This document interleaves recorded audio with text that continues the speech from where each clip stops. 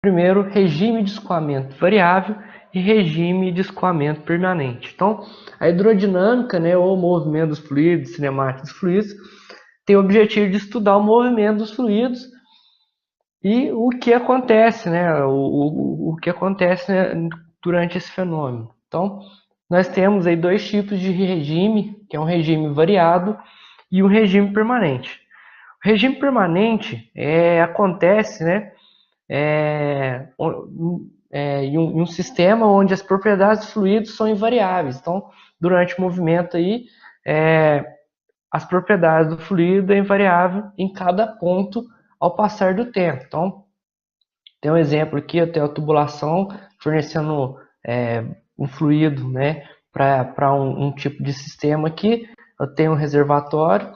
Nesse reservatório, ele vai passar por aqui, vai sair por um sistema de tubos, que vai sair no ponto 2. Então, todo esse sistema, né, se for em regime permanente, as propriedades fluídicas não vão variar. Então, cada ponto aqui, as propriedades são as mesmas, desde que não haja variação com o tempo. O que isso significa? Então, apesar de um certo movimento do fluido, a configuração das propriedades em qualquer instante permanece a mesma, né? Então, aí eu trago essa imagem aqui para vocês terem uma visão melhor. O que acontece aí nesse tanque, né?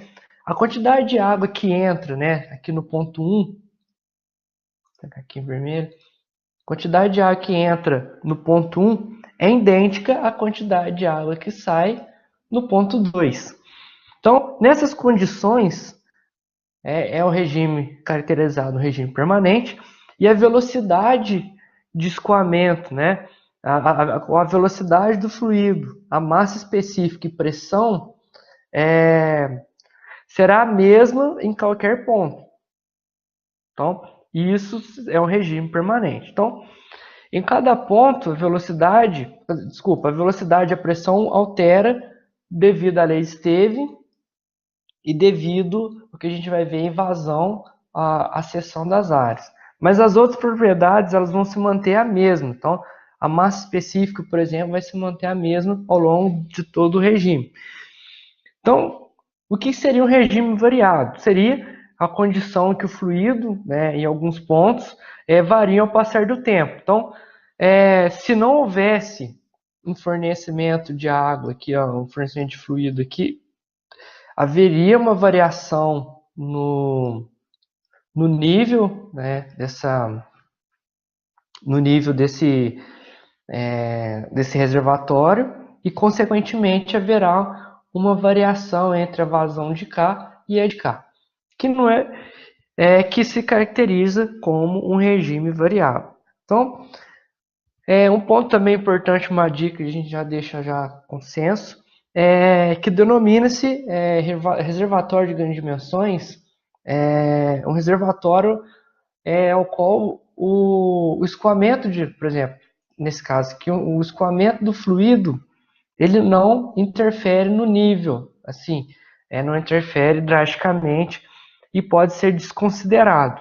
Então, quando eu falar, eu tenho esse reservatório aqui, é um reservatório de grandes dimensões, logo, eu posso considerar como um regime permanente, como se o nível desse fluido fosse permanente. Claro que para fazer em um instante, né? Em um momento, em uma amostra de um instante. Claro que se demorasse, vamos imaginar, 40 horas, esse reservatório baixaria de nível. Mas quando eu falo reservatório de grandes dimensões, eu desprezo, né, que há uma queda de nível que logo há uma variação em todo o sistema. Então, quando eu falo regime permanente, vamos imaginar que a vazão em 1 e a vazão em 2, ela é constante,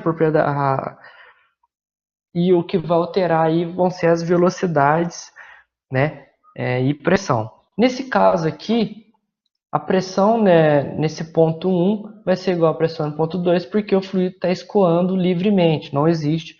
A gente vai ver mais à frente as propriedades do fluido aí. Então, Mesmo que houver, só para finalizar essa questão do reservatório de grandes dimensões, mesmo que haver a descarga de fluido, que é o que está acontecendo aqui, né? Se não houvesse esse abastecimento, houvesse a descarga do fluido, o nível vai variar de uma forma desprezível, né, com o passar do tempo. Por isso eu posso considerar assim como regime permanente. Então, no regime variável, a seção, vamos imaginar assim que não existe, ou a vazão nesse ponto é menor do que a vazão nesse ponto, então vai haver uma queda de nível muito rápida. Com isso, vão gerar um regime variado, porque as propriedades das informações vão variar. Então, o Thiago fez uma pergunta que se na caixa d'água de uma casa é o escoamento variado. Na verdade, se eu tiver aquela boia lá que completa o nível, né, é um regime permanente, já que o nível de água vai estar constante. A não ser que a quantidade de água que eu utilize, vamos imaginar aqui que esse que fosse o reservatório de água, que aqui é a tubulação que vem da rua, e aqui esse reservatório aqui é a minha caixa d'água. Se o consumo de água na minha casa for maior do que a vazão aqui, que a gente vai entender mais na próxima aula sobre vazão, se aqui for maior, vai se tratar de um regime variado, porque esse nível vai variar e logo a configuração desse sistema vai variar ao longo do tempo, né? Vamos imaginar assim, de uma forma bem didática. Eu tenho um escoamento de água aqui, essa vazão, em um certo tempo, ela está com essa distância, né? Essa distância de L. Com o passar do tempo, quando esse nível abaixa, você vai notar que a água está perdendo forças, né? Perdendo a energia cinética dela, e existe aqui outro movimento. Você percebe que o fluido que está escoando, ele começa a perder energia cinética. Então é um regime variado.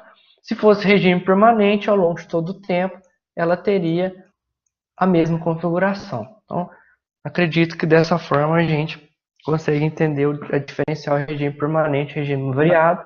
Lembrando, quando eu falo no reservatório de grandes dimensões, eu considero como regime permanente. Então, esse é uma das primeiras informações, conceitos que a gente vai abordar na cinemática dos fluidos. O segundo, eu quero falar dessa figura, né, que contribuiu para os estudos dos fluidos, que é o Osborne Haynes. E a contribuição dele, né, desse físico britânico, foi definir os tipos de escoamento que pode ocorrer num fluido. Então, Reynolds propôs um aparato para poder fazer um experimento e conseguir verificar os tipos de escoamento que as partículas fluídas tomam conforme algumas condições do sistema. Então, basicamente, que o Reynolds observou aí, que a gente vai ler aqui para poder entender aonde ele gostaria e conseguiu chegar. Reynolds essa citação que é da própria notação de Reynolds quando ele fez o experimento, né? O movimento interno da água assume essencialmente uma ou duas formas distintas. Ou os elementos do fluido seguem uns aos outros ao longo de linhas de movimentos que conduzem de maneira mais direta aos seus destinos, ou eles se redemoinham em trajetórias sinuosas mais indiretamente possível. Então, basicamente, durante o escoamento, né, o movimento interno da água, né, do fluido, ele vai tomar dois tipos de forma de escoamento. Ele vai tomar uma linha de movimento de maneira mais direta ao seu destino, ou ele toma trajetórias sinuosas mais indiretamente possíveis. Então, ele observou dois tipos de regime, que é o famoso regime laminar e o regime turbulento, que vai impactar em vários cálculos de vocês no que tange a hidráulica. Como que foi esse aparato de Reynolds? E no próximo encontro presencial nosso, eu vou mostrar esse aparato, a gente tem um lá no laboratório de hidráulica. Tentarei demonstrar os dois tipos de regime, às vezes dá um pouco de problema, mas eu estou tendo uma média boa, acho que 80% de aproveitamento já, estou melhorando. Porque vocês vão ver, né, espero que todos estejam presentes para participar, que é um aparato muito sensível. Qualquer coisa, qualquer variação pode impactar no insucesso do nosso experimento. Então, basicamente, o que o Reynolds fez aí? Ele pegou um reservatório aqui e completou com água. Então, aqui ele colocou água. Ele pegou um tubo de vidro, e colocou aqui dentro, colocou ligado ao reservatório com água, e aqui ele colocou um sistema com uma válvula. Qual que é a ideia de Reynolds? Ele gostaria, né, a intenção dele era observar o escoamento da água no tubo de vidro. Porém, ele, né, utilizando uma água aí que é incolor, ele não teria uma boa observação. Então, o que Reynolds fez? Colocou um corante aqui, né, para poder entrar em contato com a água e tingir algumas partículas fluídicas. Então, o que ele conseguiu observar? Aqui, quando o corante se misturava, né, com as partículas fluídicas, ele formava um filete. E conforme ele aumentava ou diminuía a vazão através da válvula que te controlava a saída, né, ele percebeu duas situações. No primeiro caso, né, ele observou que o filete, né, de corante, ia no sentido reto e contínuo até o seu destino, né? Então, sem agitação transversal, mantendo as lâminas fluídas, as lâminas bem concêntricas, né? E não havia, né, nenhuma marca visível de corante fora dessa linha. Então, essa foi a primeira observação dele. A segunda, né, que ele percebeu quando ele aumentava a velocidade desse fluido, chegava aqui, né, as partículas se movimentavam de maneira indeterminada. Ele não conseguia ver um padrão, né? Ele via as partículas se redemoinham e simplesmente não havia um padrão, elas iam de uma forma bem indireta. Lembrando, né, as observações, ó, linha mais direta ao seu destino e trajetória sinuosa. Então, foi as duas formas que ele conseguiu observar.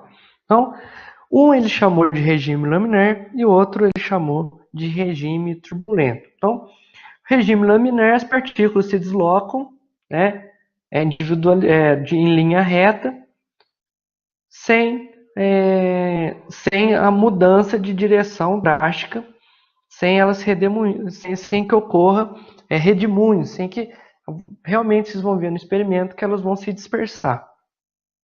Quando ele reduzia a velocidade, ele percebeu que acontecia o regime laminar. Quando ele aumentava a velocidade, o regime turbulento, né, que havia a flutuação do corante e, por exemplo, ele via que em alguns pontos ela estava mais veloz, outros pontos com a velocidade menor. Então, ele comprovou na prática, né, que existem dois tipos de comportamentos fluidos independente, que dependem de alguns fatores. Quais seriam esses fatores? Aqui nesse slide aqui tem uma imagem do experimento de Reynolds, aqui está o corante e aqui está uma linha reta representando o regime laminar. E aqui está o regime turbulento, uma imagem representando que a linha que o corante começa a se misturar, e isso é o movimento das partículas fluídicas. Então, qual que foi a expressão que o Reynolds fez, que o Reynolds deduziu, que conduzem o experimento a ser laminar turbulento. Então, é chamado de número de Reynolds, o valor é um valor adimensional, e para mostrar, né, que as grandezas que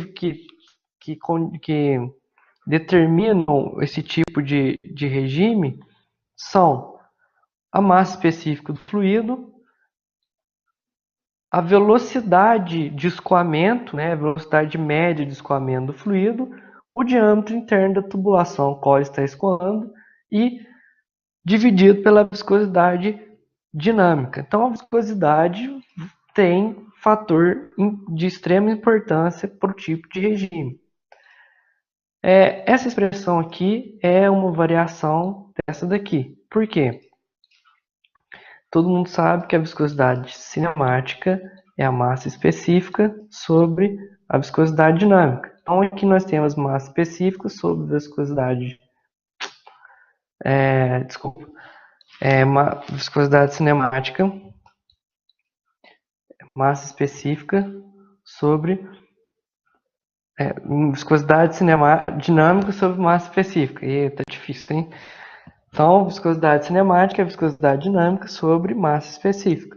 Então, nós temos aqui massa específica sobre viscosidade dinâmica. Então, eu posso substituir pela viscosidade cinemática. Então, eu tenho velocidade de escoamento médio vezes o diâmetro interno da tubulação sobre a viscosidade cinemática. Então, ambas as expressões estão corretas. Então, o valor que a gente tem é conhecido como número de Reynolds, e esse número de Reynolds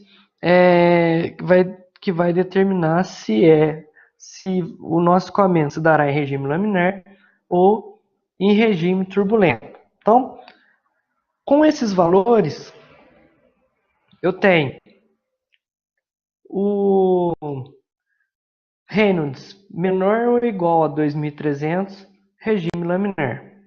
Quando o Reynolds der maior ou igual que 4.000, é um regime turbulento. E quando ele der entre a faixa de 2.300 e 4.000, é conhecido como regime de transição. O que seria o regime de transição? Seria um regime ao qual ele oscila entre laminar e turbulento. Vocês vão ver que até a nossa fala, qualquer movimento durante o experimento afeta o movimento das partículas fluídas. Então, essa faixa é conhecido como regime de transição. Esses valores de Reynolds, vocês podem observar, e talvez em algumas outras literaturas, que os valores são diferentes. Por exemplo, no Franco Brunetti, ele considera como 2.000, abaixo de 2.000 é laminar, e acima de 2.400 é turbulento. Eu utilizo o Pedro Silva Teles, que é um livro de cálculo de tubulações industriais, ele considera esses valores. Então, eu peguei como base nele e também com o Silvio Bistaffo, que também considera 2.300 e 4.000. Então, pode ter variações de literatura para literatura. Então, isso aí, assim, eu adotei essas literaturas, então eu estou mostrando para vocês, mas vocês podem encontrar em alguns outros livros outros valores por valor de laminar turbulento. Então, a aula de hoje é basicamente essa, mostrando os conceitos básicos. Na próxima aula a gente vai começar a falar de linha de corrente, tubo de corrente, algumas coisas assim, falar de vazão, para a gente chegar nos cálculos de equação de continuidade, por aí vai. Então, a aula de hoje fica por aqui. Bons estudos e até a próxima.